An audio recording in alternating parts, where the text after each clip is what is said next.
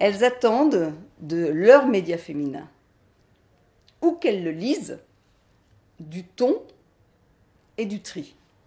Le ton, c'est pour nous d'engager effectivement une communauté qui se ressemble, à qui on répond véritablement dans ces enjeux, mais également le tri, c'est d'avoir de l'information vérifiée, expertisée, voire faire appel à des compétences de divers horizons, sociologie, sémiologie, etc., etc. Voilà, oui, il en va du ton et du tri. Les femmes savent beaucoup de choses et elles savent exactement ce qui leur convient.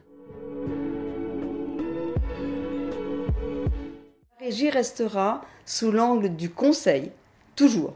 Alors, ça s'appelle Brand Publishing, on vient de créer un département à ce sujet. Ça peut prendre les aspects de native advertising en toute connaissance de cause. Nous avons ici une notion très importante sur une logique d'archipel.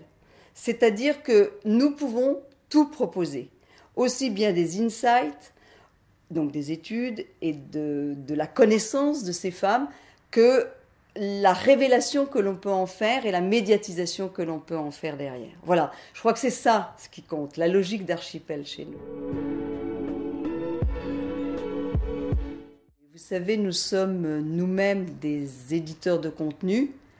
Les marques et les annonceurs, donc, par conséquent, sont eux-mêmes des éditeurs de contenu.